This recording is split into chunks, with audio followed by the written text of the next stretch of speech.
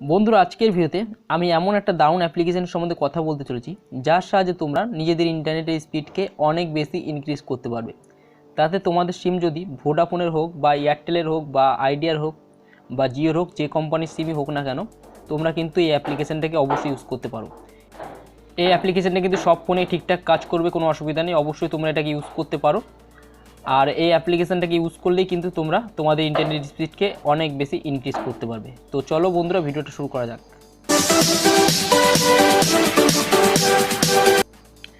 সবার প্রথমে আমাদেরকে গুগল প্লে স্টোর থেকে একটা অ্যাপ্লিকেশনকে ডাউনলোড করতে হবে। অ্যাপ্লিকেশনটার কী নাম সেটা আমি ভিডিও শেষে জানাবো। তার আগে আমি এখানে অ্যাপ্লিকেশনটাকে ওপেন করছি। ওপেন করে তোমার সামনে এরকম একটা ইন্টারফেস চলে আসবে। তো এখানে গেট স্টার্টেড বলে যে অপশান আছে সেখানে ক্লিক করবে। ক্লিক করার পর এখানে ডানে ক্লিক করে দেবে। তো এরপর এখানে অ্যাকসেপ্ট বলে যে অপশান আছে সেখানে ক্লিক করে দেবে। তো এরপর দেখো এখানে রাফ ডিসকানেক্টেড বলে দেখাচ্ছে, ঠিক আছে। তো এটাকে আমরা কানেক্ট করব। তো কানেক্টে ক্লিক করলে এখানে দেখাচ্ছে ইনস্টল ভিপিএন প্রোফাইল। তো সেখানে ক্লিক করবে, করার পর এখানে ওকে করবে।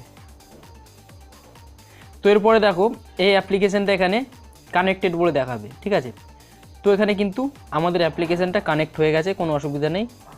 তো এরপর কি করবে, এরপর তোমরা ব্যাক করে নেবে। ব্যাক করে নেওয়ার পরে নিজেদের ইন্টারনেটকে ইউজ করবে।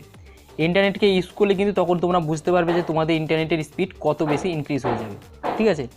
তো এই অ্যাপ্লিকেশানটা কিন্তু সব সিমের জন্য ইউজ করতে পারো তোমরা। এয়ারটেল হোক, জিও হোক, ভোডাফোন হোক বা আইডিয়া হোক, যে কোনো সিমের জন্য তোমরা এটা অবশ্যই ইউজ করতে পারো।